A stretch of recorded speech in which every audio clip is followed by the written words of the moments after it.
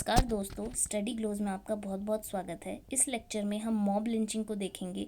Mob lynching क्या है, ये आजकल न्यूज़ में क्यों है, और पालगढ़ केस की वजह से ये मुद्दा इतना गरमाया हुआ है, उस पर भी नज़र डालेंगे। मॉब लिंचिंग क्यों होती है, क्या रीज़न्स हैं इसके, और इसके इम्पेक्ट्स क्या होते हैं सोसाइटी पर, वो भी डिस्कस करेंगे। और आज तक जो भी रिसेंट डेवलपमेंट हुए हैं मॉब लिंचिंग को लेकर, उनको भी जानेंगे। सुप्रीम कोर्ट की गाइडलाइंस पर भी नज़र डालेंगे और लास्ट में वे फॉरवर्ड को डिस्कस करेंगे, बिकॉज वो बहुत इंपॉर्टेंट होता है एक टॉपिक की इंसाइट तक, तह तक जाने के लिए। तो अगर आपको कोई भी क्वेरी है तो आप मेरी फेसबुक प्रोफाइल राशि सिंगल पर पूछ सकते हैं, मैं ज़रूर आंसर करूँगी। देखिए, सबसे पहले जानते हैं कि मॉब लिंचिंग क्या होता है। मॉब लिंचिंग होता है भीड़ तंत्र का न्याय। गुस्साई भीड़, मतलब कोई गुस्साई भीड़ आकर किसी आदमी को मार डाले क्योंकि वो मानते हैं कि उसने कुछ गलत किया है। चाहे लॉ एंड ऑर्डर में कुछ भी लिखा हो, कुछ ना लिखा हो, लेकिन उनकी नज़रों में वो जुर्म है तो जुर्म है। वो ये कर कर ये दिखाना चाहते हैं, ये मैसेज देना चाहते हैं कि हम हैं, बाकी सब पानी कम है। लॉ से अगर हम अपनी पर आए तो लॉ हमारे सामने कुछ नहीं है, कानून हमारे सामने कुछ नहीं है। देखिए, कुछ लोग मर्डर और लिंचिंग को कंफ्यूज करते हैं, दोनों डिफरेंट हैं। मर्डर हम प्राइवेट में भी कर सकते हैं, मतलब कोई एक इंसान, एक एक्स पर्सन आके वाई पर्सन का मर्डर कर सकता है प्राइवेटली, लेकिन लिंचिंग में ऐसा नहीं होता है। जो लिंच करने वाले लोग होते हैं वो ज़्यादा होते हैं नंबर में, मतलब वो आउट नंबर करते हैं जो लिंच होता है इंसान उसको। लिंच जनरली 2 इंसान, 3 इंसान या 1 इंसान होता है, लेकिन जो लिंच करने वाले होते हैं उनका नंबर हज़ारों में या हंड्रेड्स में तो होता ही है, बिल्कुल। तो वो ज़्यादा होते हैं, उनको कानून का डर नहीं होता, इसलिए वो कानून का उल्लंघन करते हैं। कानूनी प्रक्रिया के तहत नहीं आता है मॉब लिंचिंग, ठीक है। अब बात करते हैं कि आजकल ये मुद्दा काफ़ी गरमाया हुआ क्यों है।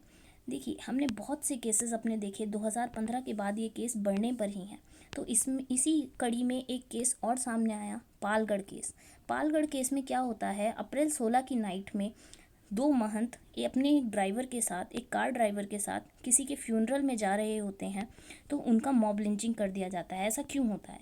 देखिए, हमारे ये महाराज होते हैं, यहाँ पे लिखा है चिकने महाराज, ये 70 साल की उम्र के, और सुशील गिरी महाराज 35 साल की उम्र के, और उनका कार ड्राइवर नीलेश तेलगड़े। ये लोग जा रहे होते हैं किसी के फ्यूनरल अटेंड करने के लिए। तो ये हाईवे का रास्ता ना अपनाते हुए, बिकॉज लॉकडाउन चल रहा है कोरोना वायरस के चलते, तो ये दूसरे रास्ते से जाते हैं, फॉरेस्ट वाले रास्ते से जाते हैं। तो वहाँ फॉरेस्ट सेंट्री इन्हें रोकता है, ये फॉरेस्ट सेंट्री से बात करते हैं। इतने में ही कुछ 500-600 लोगों की भीड़ आती है और इनका तिया पाचा कर डालती है। देखिए, क्या होता है कि ये लोग बात कर रहे होते हैं, विलेज से जा रहे होते हैं, गढ़चिंचले विलेजर्स होते हैं, ट्राइबल पीपल होते हैं वहाँ के, 500 से 600 के नंबर में होते हैं, और वो बात ही कर रहे होते हैं। तो इनको कार से निकालते हैं और बुरी तरह मारते हैं। लॉग्स, एक्सेस इनका इस्तेमाल करते हैं मारने में, स्टोन्स, पत्थरों का पथराव इन पर होता है बुरी तरह, तो बुरी तरह इन्हें मार दिया जाता है ना। तो ये था हमारा पालगढ़ केस।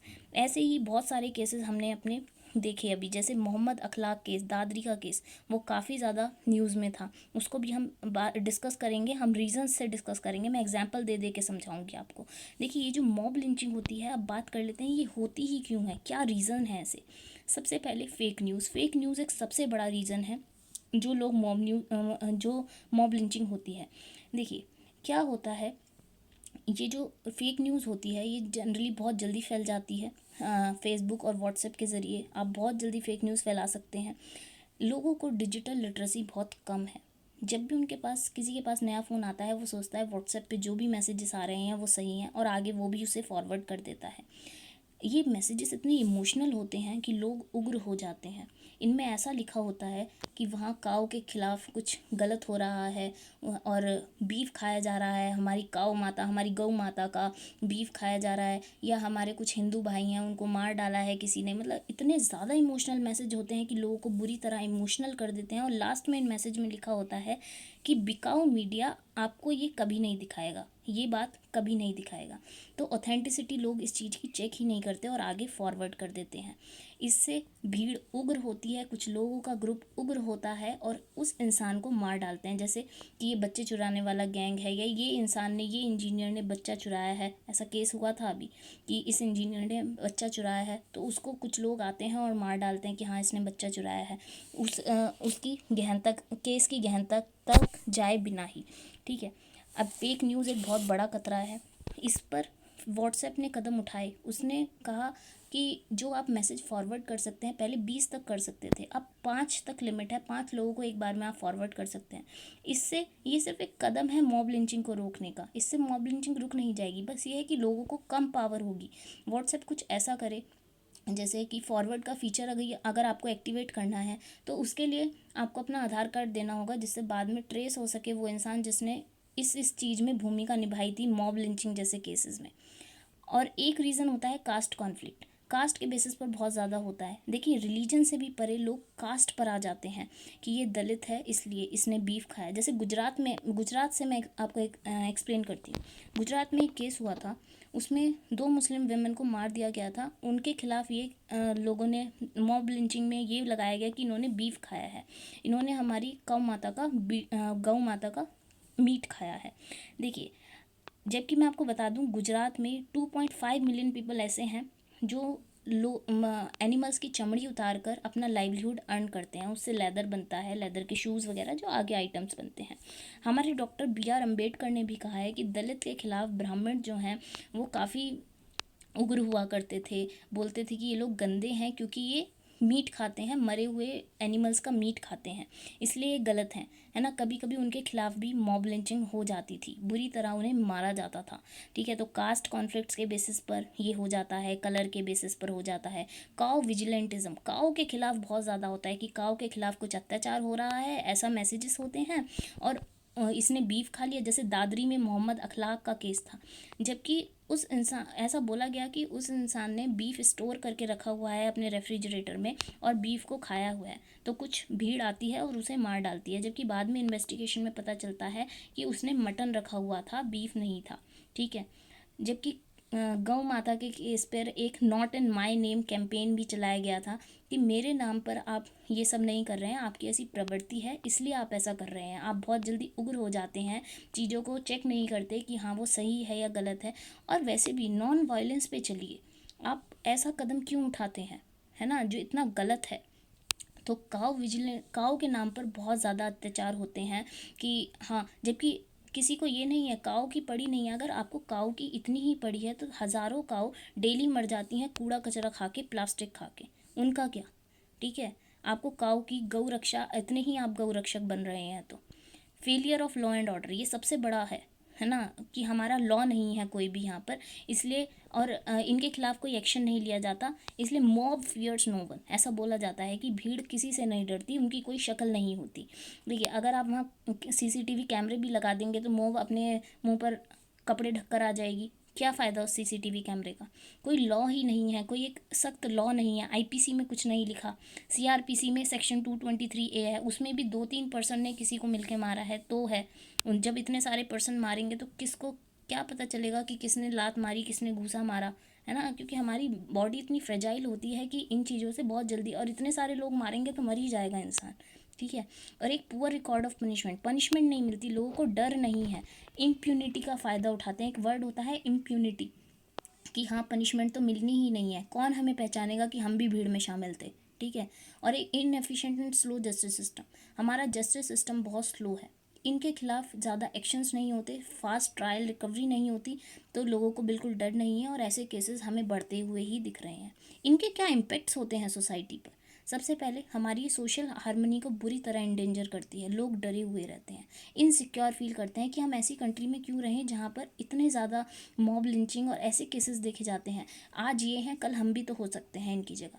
टूरिज़्म अफेक्ट करता है हमारा टूरिज़्म, भाई बाहर से लोग क्यों नहीं आएंगे बिल्कुल भी, या फिर हमारे ही लोग दूसरी स्टेट्स में जहाँ पर ये मॉब लिंचिंग जैसे केसेस ज़्यादा देखे जाते हैं वहाँ नहीं जाना पसंद करेंगे, तो इससे उस स्टेट का या बाहर से जो लोग आ रहे हैं हमारी कंट्री का टूरिज़्म अफेक्ट होगा। हमारी टूरिज़्म में रैंक बहुत बेकार है, बताइए कितनी है, और ग्लोबल टूरिज़्म इंडेक्स कौन देता है, कमेंट सेक्शन आपका है, लिख कर बताइए।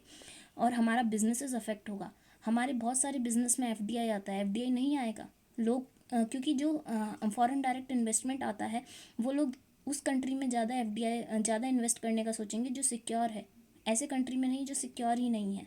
लोगों का जुडिशरी पर से विश्वास उठ जाएगा। ठीक है, इसके ये इम्पेक्ट्स होंगे। हमारी डेमोक्रेसी पर एक सवालिया निशान है, और जब डेमोक्रेसी पर सवालिया निशान आएगा तो लोग खुश नहीं रहेंगे, खुश नहीं रहेंगे तो काम नहीं करेंगे, काम नहीं होगा तो हमारी इकोनॉमिक ग्रोथ बुरी तरह हैम्पर करेगी। हमारे लॉ एंड ऑर्डर को बुरी तरह डिस्ट्रॉय चकनाचूर कर देगा ये मॉब लिंचिंग जैसे केसेस। तो सजेशन यही है कि आप अवेयरनेस कैंपेन चलाइए, लोगों को अवेयर कीजिए। लोगों में डिजिटल इलिटरेसी है बुरी तरह, सबसे बड़ा माध्यम है ये डिजिटल मीडिया, इंटरनेट, इसके ज़रिए लोग हेट स्पीच फैलाते हैं बुरी तरह। और एक लोग ऑथेंटिसिटी ऑफ मैसेज चेक करें। ऐसे देखिए इंडिया में बहुत ज़्यादा कम वेबसाइट्स हैं ऐसी जो ऑथेंटिसिटी ऑफ मैसेजेस, जैसे ये मॉब लिंचिंग जैसे केस हैं, जो अवेयरनेस कैंपेन है वो फैलाएं। अमेरिका ने इसमें बहुत सारे कदम लिए हुए हैं। पुलिस रिफॉर्म्स करने की बहुत ज़्यादा ज़रूरत है, एक सख्त से सख्त लॉ लाने की ज़रूरत है। हमारे सिविल सोसाइटीज़, एनजीओज़ को आगे आना होगा मॉब लिंचिंग के खिलाफ बोलने के लिए और कदम उठाने के लिए। स्पीडी ट्रायल और जस्टिस की सख्त से सख्त ज़रूरत है। अब बात कर लेते हैं कुछ रीसेंट डेवलपमेंट्स की जो इस रिगार्ड में हुए हैं। सबसे पहले एक मैं बताती हूँ आपको, राजीव गाबा कमेटी बनाई गई थी। उसमें जैसे ही मैंने ये इम्पैक्ट्स वगैरह बताए उनके बारे में चर्चा की गई थी। एक मनसूखा कानून मतलब मानव सुरक्षा कानून, ये हमारा कोई पार्लियामेंट में नहीं पारित हुआ था या कुछ भी ऐसा। ये सिविल राइट एक्टिविस्ट और लॉयर लेकर आए थे, लेकिन इस कानून पर अब कोई प्रोग्रेस नहीं है। मॉब लिंचिंग के ही खिलाफ ये कानून था। मॉब लिंचिंग की जैसी घटनाएं बढ़ती देखकर हमारे तुषार गांधी और तहसीन पूनावाले, इनका नाम आपने काफ़ी सुना होगा, तहसीन पूनावाले, इन्होंने पीआईएल डाली थी कि भैया ये केसेस बहुत बढ़ रहे हैं। वाकई बढ़ रहे हैं। तो सुप्रीम कोर्ट ने पार्लियामेंट को लॉ बनाने के लिए बोला था। तो for the time being supreme court की कुछ गाइडलाइंस हैं, उन्हें हम डिस्कस करेंगे लेक्चर में, क्या गाइडलाइंस हैं। और 2018 में सुप्रीम कोर्ट ने इसे हॉरेंडस एक्ट ऑफ मोबोक्रेसी भी बोला था। ठीक, बहुत ही गलत है ये कि भीड़ तंत्र आके न्याय कर डालती है, और ऐसा न्याय कि वो गलत ही होता है, ज़्यादातर केसेस में गलत होता है। जैसे हमने दीमापुर में देखा, कुछ 5 से 7 हज़ार लोगों की भीड़ आती है, जेल से इंसान को निकालती है, नंगा करती है, उसे मारती है और बुरी तरह मार डालती है। ठीक है, तो दीमापुर का केस ये अभी रिसेंटली का ही केस है, ज़्यादा पुराना केस नहीं है, ये नागालैंड में हुआ था दीमापुर का। तो इससे पता चलता है कि हमारा लॉ एंड ऑर्डर कितना ज़्यादा बेकार है कि जेल से इंसान को निकाला जा सकता है और मारा जा सकता है। और पुलिस ऑफिसर्स के खिलाफ हम काफ़ी मॉब लिंचिंग के केसेस आए दिन देखते रहते हैं। अब ये केस आया न्यूज़ में, इसलिए मॉब लिंचिंग का मुद्दा उछला, लेकिन हमें ये जो मुद्दा है वो उछालने की बहुत ज़्यादा ज़रूरत है, इस पे काम करने की बहुत ज़्यादा ज़रूरत है। वरना हमारा समाज वैसे ही इतना उग्र होता जा रहा है, वैसे ही इतना बंटता जा रहा है, वैसे ही कास्ट, कलर, क्रीड के नाम पर इतना बटा हुआ है। लिंचिंग से समाज और ज़्यादा बढ़ जाएगा, और ज़्यादा लोगों में भेदभाव आ जाएगा, वैसे ही इतने बटे हुए हैं। आप प्यार मोहब्बत फैलाइए, ऐसी चीज़ें, कटुता और लोगों के खिलाफ ऐसी गंदी भावनाएं क्यों रखते हैं, गंदा क्यों फैलाते हैं। ठीक है, अब हम बात करते हैं, मैं जैसे रिसेंट डेवलपमेंट्स पर थी उसमें मैंने आपको मनसूखा कानून और तुषार गांधी और तहसीन सुप्रीम कोर्ट के ने क्या बोला इसके खिलाफ ये भी बताया मैंने आपको। एक नॉट इन माई कैंपेन भी आया था, वो काउ विजिलेंटिज्म को जब मैंने आपको समझाया, जब मैंने उसके बारे में आपको बताया। अब मैं आपको सुप्रीम कोर्ट की गाइडलाइंस डिस्कस कर लेती हूँ। देखिए, स्टेट गवर्नमेंट ऐसा कहती हैं कि जो भी ऐसे डिस्ट्रिक्ट हैं, सब डिविजन्स हैं, विलेजेस हैं जहां लिंचिंग के केसेस, मॉब वायलेंस के केसेस पहले देखे गए हैं, वहां एक सीनियर पुलिस ऑफिसर तैनात होना चाहिए, एसपी रैंक का ऑफिसर। और जो नोडल ऑफिसर्स हैं वो इनके खिलाफ जल्द से जल्द एक्शन लें, इन इश्यूज़ को बिल्कुल संगीनता से लिया जाए। और जो सारे पुलिस ऑफिसर्स की ये ड्यूटी है, जैसा मैंने बताया आपको, ऐसे इश्यूज़ को हल्के में ना लें। और जो सेंट्रल और स्टेट गवर्नमेंट है वो टेलीविज़न्स और रेडियो का इस्तेमाल ज़्यादा से ज़्यादा करें, अदर मीडिया प्लेटफॉर्म्स का ज़्यादा से ज़्यादा इस्तेमाल करें और लोगों को बताएं कि ये लिंचिंग और मॉब वायलेंस के क्या सीरियस कॉन्सिक्वेंस हो सकते हैं, वो मैंने आपसे डिस्कस कर ही लिए हैं। ठीक है, और जो भी ऐसे मैसेजेस, एक्सप्लोजिव मैसेजेस, वीडियोस वगैरह होती हैं उनको जल्द से जल्द स्टॉप कराया जाए, ये आपकी जिम्मेदारी है। और एफआईआर तुरंत से तुरंत फाइल हो अगर ऐसा कोई केस होता है। और जो भी विक्टिम्स के फैमिली मेम्बर्स हैं उनके खिलाफ कोई हरासमेंट ना हो। जो स्टेट गवर्नमेंट है वो पूरा mob violence victim compensation scheme लेकर आए, और जो भी ये केसेस होते हैं लिंचिंग और मॉब वायलेंस जैसे, ये फास्ट ट्रैक कोर्ट्स में जल्द से जल्द इनका निपटारा किया जाए विदिन 6 मंथ्स। और एक स्टर्न एग्जाम्पल सेट करने के लिए सख्त से सख्त पनिशमेंट वगैरह मिले। जैसे वेस्ट बंगाल, स्टेट गवर्नमेंट्स के भी अपने अलग अलग कानून हैं, जैसे वेस्ट बंगाल, राजस्थान। वेस्ट बंगाल में तो ये है कि 5 लाख तक कैपिटल पनिशमेंट और डेथ पेनल्टी आपको दी जाती है अगर आप ऐसा करते हैं। और अगर कोई पुलिस ऑफिसर इसमें पाया गया कि हाँ उसने ऐसा मॉब लिंचिंग कराया या फिर नेग्लिजेंस दिखी, ऐसा केस हो गया है और उसके खिलाफ नेग्लिजेंस दिखती है, तो उसके खिलाफ भी एक्शन लिया जाएगा। देखिए, ये तो था सुप्रीम कोर्ट की गाइडलाइंस। अब हम बात करते हैं वे फॉरवर्ड की। देखिए, जब भी ऐसे केसेस होते हैं तो हमारे ट्रस्ट पर एक सवालिया निशान उठता है, लोगों के ट्रस्ट पर। लोगों का ट्रस्ट उठता है हमारे कॉन्स्टिट्यूशन से, हमारे जो लॉ है उससे बुरी तरह हमारा ट्रस्ट हट जाता है। बिल्कुल लोग ट्रस्ट डेफिसिट हो जाते हैं, ट्रस्ट नहीं करते हैं। देखिए, हमारे फोर फादर्स की मानिए, उन्होंने हमारे गांधी जी ने प्रिंसिपल्स दिए थे, अहिंसा, अहिंसा परमो धर्म, ठीक है, सत्याग्रह, सर्वोदय, ऐसे जैसे प्रिंसिपल्स दिए, अहिंसा, नॉन वायलेंस। आप नॉन वायलेंस की राह पर चलिए, सत्याग्रह, कहीं गलत हो रहा है तो उसके खिलाफ अपनी आवाज़ बुलंद कीजिए। देखिए, लोग बुलंद इसलिए नहीं करते हैं, वो ऐसा समझते हैं कि इतनी सारी भीड़ है, ये मर रहा है, कहीं मैं भी ना मर जाऊं। और कभी कभी तो भीड़ और उकसाती है और साथ देती है कुछ लोग। जैसे ट्रेन में हमने एक केस देखा था, सीट के ऊपर लड़ाई हुई और उसके बाद बिल्कुल कॉमन कॉज पे लड़ाई होती है और बढ़ती बढ़ती इतनी बढ़ जाती है कि लोगों को मार डालते हैं। ठीक है, ऐसे केस बहुत सामने आते हैं। तो आप सर्वोदय, ऐसी चीज़ों पर गौर फरमाइए, ऐसी चीज़ करिए, प्यार मोहब्बत फैलाइए। ठीक है, ये मॉब लिंचिंग करने से क्या होगा, आप नफ़रत मत फैलाइए बिल्कुल भी। हम एक डेमोक्रेटिक कंट्री हैं, डेमोक्रेसी को बनाए रखें। एक इतनी अच्छी डेमोक्रेसी होने के बाद हम ऐसे केसेस करेंगे, ऐसे मॉब लिंचिंग जैसे इश्यूज सामने आएंगे तो क्या होगा, कंट्री का सवालिया निशान खड़ा होता है। आपके क्या सुझाव हैं, आप क्या सोचते हैं? कमेंट सेक्शन आपका है, लिखिए, बिल्कुल लिखिए इस बारे में और अवेयरनेस लोगों तक पहुंचाइए।